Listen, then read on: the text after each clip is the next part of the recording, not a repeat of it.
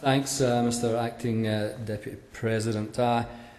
We've had two contributions to this debate so far, one from Senator Abetz and now this contribution from Senator Di Natale.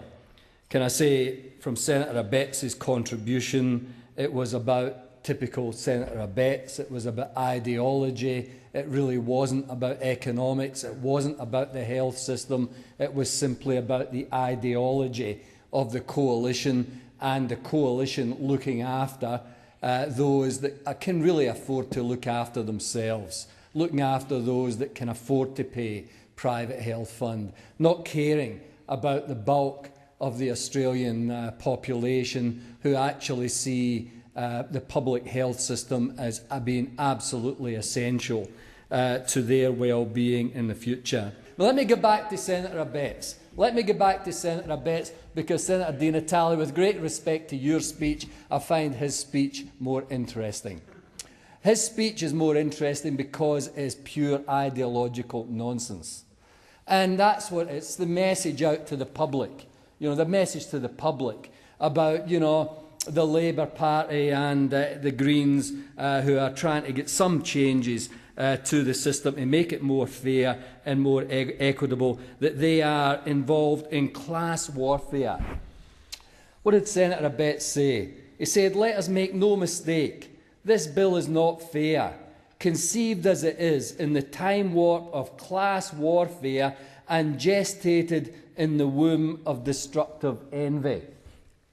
Nice turn of phrase, bit meaningless, bit of nonsense.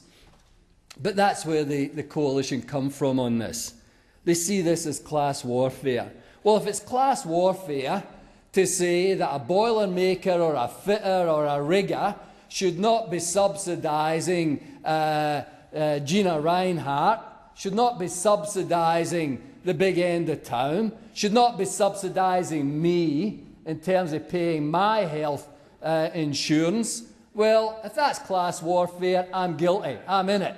Because I don't think it is fair or equitable that ordinary Australians should be paying should be paying more to subsidise those that can't afford to pay their own health insurance in this country. So I plead guilty to that. I'll always plead guilty to looking after ordinary people in this country, and that's the way that we should be doing it.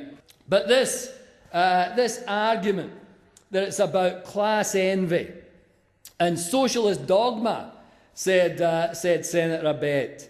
The dogma of equal low-class service for all and the politics of envy. That's how he describes trying to make sure that boiler makers, bus drivers, cleaners don't pay Senator Abetz's private health funds, that they don't subsidise me, that they don't subsidise Twiggy Forrest or Gina Rinehart. If it's Gina Rinehart or Twiggy Forrest or Clive Palmer against the general public, the coalition are on the side of the mining magnates every day. Every day. So they want the ordinary workers, the boiler makers, the fitters, the bus drivers, the cleaners, the restaurant workers. They want them to subsidise the health payments for these multi-billionaires. I say that is not class warfare. It's class warfare from them on ordinary workers. I say it is the right thing to do. It's the economically responsible thing for this government to do. And I'm pleased that we have actually tackled this issue and are going to deal with it.